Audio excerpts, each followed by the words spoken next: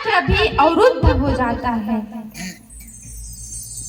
जब हम भगवान की भक्ति करते हैं तो बद्धासनम दृढ़म मौनी प्राणानाम में शुद्ध धी। बढ़िया श्री नारद जी महाराज उस आश्रम में गए और आसन लगा करके ऐसा प्राणायाम चढ़ाया कि अहम ब्रह्मास्मिन के इस महावाक्य में प्रविष्ट हो गए श्री नारद जी महाराज। सुमिरत हरि ही श्राप गति बाधा, सहज विमल मन लाग समाधि। जैसे ही श्री नारद जी महाराज उस आश्रम में गए, सुंदर अहम ब्रह्मास्मिन के इस महावाक्य में प्रविष्ट हो गए। अच्छा बताइए, सबसे डरपोक देवता कौन है? बताइए, किसको किसको पता है? हाथ उठाइए। किसी को नहीं पता? सबसे डरपोक देवता है देवराज इंद्र। अब जैसे ही श्री नारद जी महाराज, देखो, जब कोई भी संत महात्मा कोई भी जब तक पूजा पाठ करते हैं तो सबसे पहले देवराज इंद्र डर जाते हैं कि कहीं मेरा इंद्रासन न छीन ले, मेरा लोक न छीन ले। तो नारद जी महाराज ने जैसे ही भगवान की भक्ति करना प्रारंभ किया, देवराज इंद्र डर गए कहीं मेरा इंद्रासन न छीन ले। देवराज इंद्र ने तुरंत कामदेव को भेजा, जाओ जा करके नारद जी की समाधि को भंग कर दो। अब कामदेव चला, चली सुहावनी त्रिविध बयारी, चली सुहावनी त्रिविध मुनि गति देखी सूरेश डरा, मुनि गति देखी सूरेश डराना, काम ही होगी इस जन्मा, काम ही होगी इस जन्मा। चली सुहावनी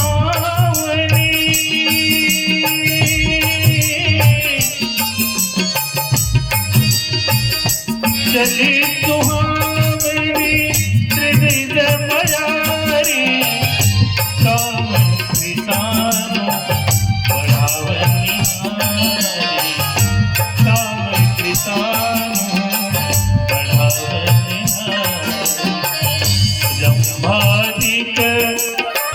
रंभादिक सुर नारी नवीना, रंभादिक सुर नारी नवीना, सकल समर कलावीना, सकल समर कलावीना।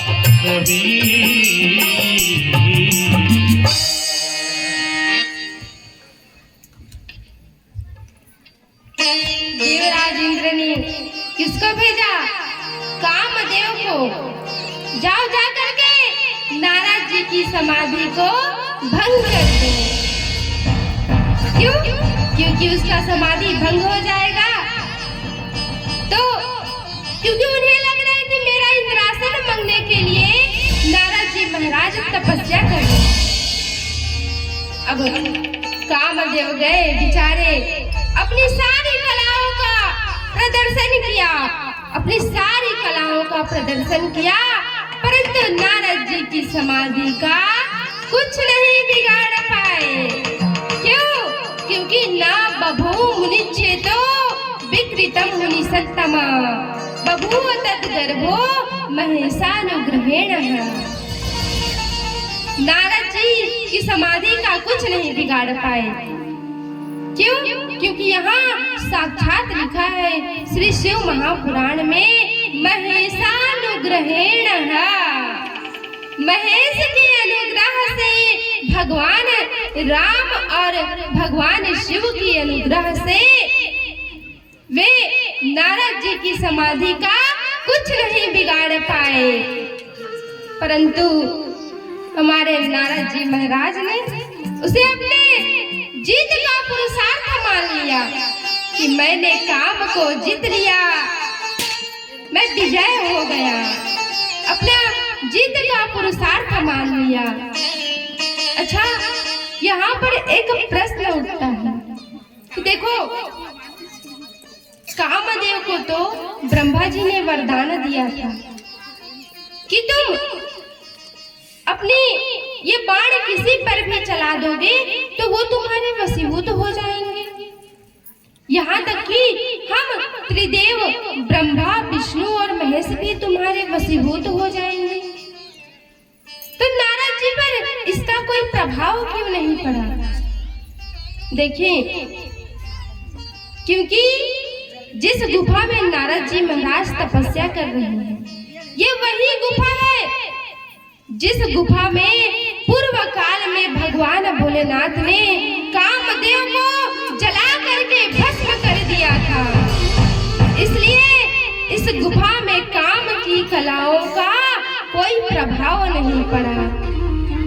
ये तो पहला। अब देखिए, जो भगवान की भक्ति करेगा वो क्या काम का ध्यान में लगेगा? बताइए, जो भगवान की भक्ति करेगा वो काम की ध्यान में लगेगा? नहीं ना। उसी प्रकार देखिए, एक उदाहरण, हमारे सामने अगर कोई 56 प्रकार के भोजन लाके रख दे, बढ़िया चकाचक रसगुल्ले, मालपुए, अब बढ़िया 56 प्रकार के भोजन खा के पेट टनाटन। अब उसके बाद कोई डलिये में गुड़ लेके आए और कहे, महाराज थोड़ा इसको भी चख करके बताओ, इसका भी थोड़ा भोग लगाओ, तो कहोगे तो क्या उस डलिये के गुड़ को आप खाओगे? अरे पहले से ही चकाचक रसगुल्ले और मालपुए खा लिए हो, तो क्या उस डलिये के गुड़ को खाओगे?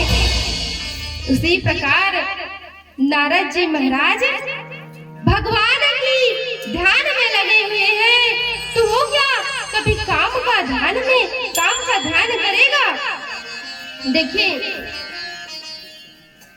नारद जी महाराज और हमारे भगवान नारायण तो 100 करोड़ कामदेव से भी सुंदर है।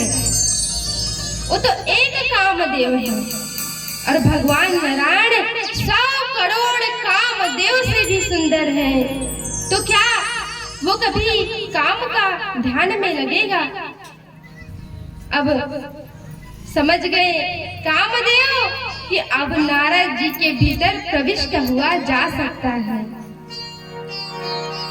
अब लग गए कामदेव प्रशंसा करने नारद जी महाराज के। बोले, अरे नारद जी, मैंने आज तक एक से बढ़कर एक योद्धाओं को देखा, परंतु आपके जैसा योद्धा मैंने आज तक नहीं देखा। अरे आप तो भगवत तुल्य हो गए, साक्षात भगवान के समान हो गए। आपने मुझे जीत लिया, काम का जीत लिया, काम को जीत लिया। अब नारद जी महाराज कहते हैं, क्या बात कर रहे हो? कामदेव कहते हैं, बिल्कुल सत्य बोल रहा हूँ। आपने तो मुझे जीत लिया, काम को जीत लिया। भगवान भोलेनाथ ने काम को जीता था, मुझे जीता था, परंतु क्रोध में आकर के उसने मुझे भस्म कर दिया। तो काम को जीता था, परंतु क्रोध को तो नहीं जीता था। और आपने तो काम को भी जीत लिया और क्रोध को भी जीत लिया और लोभ को भी जीत लिया। आपने ये जो 3 प्रबल शत्रु है, आपने इन तीनों को जीत लिया। अब नारद जी महाराज को हो गया अभिमान। बोलो भक्तवत्सल भगवान की जय। हर हर महादेव।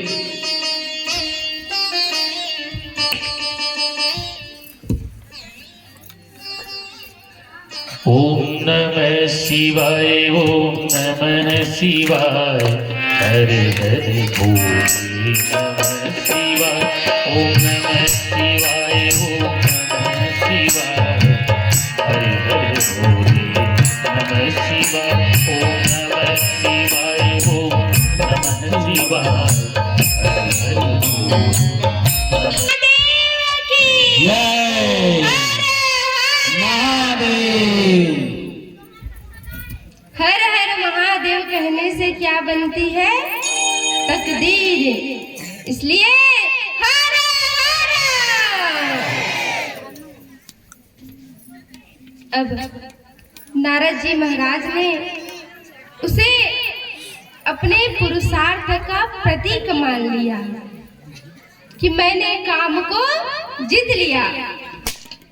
अच्छा देखिए, जब हमारी कोई प्रशंसा करता है तो मन नहीं करता कि संसार वाले को दिखाए कि मैंने काम को जीत लिया। देखिए प्रशंसा, देखिए माताओं, कथा में ध्यान दीजिए, व्यथा की तरफ न देखिए। सभी माताओं से आग्रह है कि कृपया शांति व्यवस्था भी बनाए रखना है, कथा भी श्रवण करनी है। अब जैसे ही प्रशंसा नारद जी के कान के माध्यम से हृदय में गया, नारद जी को हो गया अभिमान। देखिए प्रशंसा उतनी ही सुननी चाहिए जितनी पचाई जा सके। रसगुल्ला उतना ही खाना चाहिए जितनी पचाई जा सके। और ज्यादा खा लिया तो क्या होता है? अगर ज्यादा रसगुल्ले खा लिए तो पेट में गड़बड़ी। तो प्रशंसा उतनी ही सुनो जितनी पचाई जा सके, भोजन उतनी ही खाओ जितना पचाई जा सके। अब देखिए, इस संसार में जब भगवान हमारी प्रशंसा करते हैं तो उसमें बिल्कुल भी छल कपट नहीं होता। और ये संसार वाले अगर हमारी थोड़ी सी भी प्रशंसा कर दे तो कान खड़े करके ध्यान से सुनते हैं। अब क्या बोलेंगे, अब क्या बोलेंगे।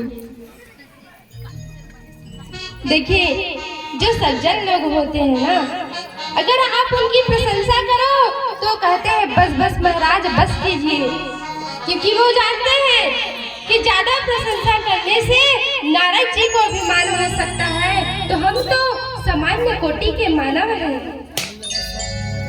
इसलिए प्रशंसा उतनी ही करनी चाहिए जितनी पचाई जा सके। देखिए एक भक्त ने भगवान से पूछा कि प्रभु बताइए, इस संसार में तो करोड़ों भक्त आपकी प्रशंसा करते हैं दिन रात, आपको अभिमान क्यों नहीं होता? और अगर हम मानव की, हम मनुष्यों की अगर कोई थोड़ी सी 1 मिनट भी प्रशंसा कर दे तो अभिमान हो जाता है। तो भगवान ने बड़ा सुंदर उत्तर दिया। भगवान ने कहा देखो, ये संसार वाले जब हमारी प्रशंसा करते हैं तो हमें पचाने की क्षमता है, हम भगवान हैं, हमें पचाने की क्षमता है। और तुम सामान्य कोटि के मानव हो, तुम्हें पचाने की क्षमता नहीं है। इसलिए अगर इस संसार वाले की थोड़ी सी 1 मिनट भी प्रशंसा कर दो तो अभिमान हो जाता है, घमंड हो जाता है। अच्छा प्रशंसा का जन्म कहाँ से हुआ? ये प्रशंसा शक्कर से भी मीठा क्या है बताइए? प्रशंसा शक्कर से भी मीठा प्रशंसा है। अगर थोड़ी सी भी किसी की प्रशंसा कर दो तो खुश हो जाते हैं। देखिए अगर आपको किसी से अपनी बात मनवानी हो तो आप लोग उसकी पहले प्रशंसा करते हो कि नहीं? अगर कुछ मांगना हो, अगर किसी से मान लीजिए कपड़ा ही मांग करोगे, उसके सामने कुछ मीठी मीठी बातें करोगे। अगर किसी के सामने 100 रुपए पैसा मांगना है तो आप लग जाओगे प्रशंसा करने, महाराज आप तो राजा बलि के समान दान दे रहे हो, आप तो बड़े बड़े धनवान हो, आप तो बढ़िया सभी को दान देते हो। वो सामने वाला 100 रुपए की वजह आपको 200 रुपए निकाल के देगा, तो पहले प्रशंसा करते हैं। तो इसी प्रकार कामदेव लग गए प्रशंसा करने नारद जी की। अब नारद जी को हो गया अभिमान, तो इसलिए कहते हैं हमें संसार के लोगों से आशा नहीं करना चाहिए, आशा करना चाहिए तो किससे? भगवान से। तभी तो कहते हैं संसार के लोगों से आशा न किया करना। संसार के लोगों से आशा करना, संसार के लोगों से आशा नहीं किया करना। संसार के लोगों से आशा नहीं किया करना, संसार के लोगों से आशा नहीं किया करना।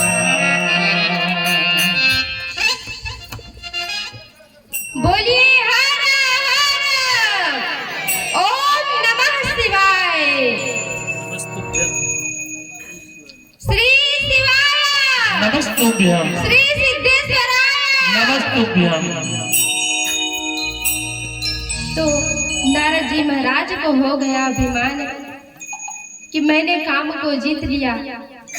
अब काम को जीत लिया तो उसने सोचा कि अगर संसार के जगत पिता भगवान भोलेनाथ को बताऊंगा तब तो मेरा कल्याण हो जाएगा, आनंद हो जाएगा कि मैं भगवान तुल्य हो गया हूँ। अच्छा एक बात बताइए,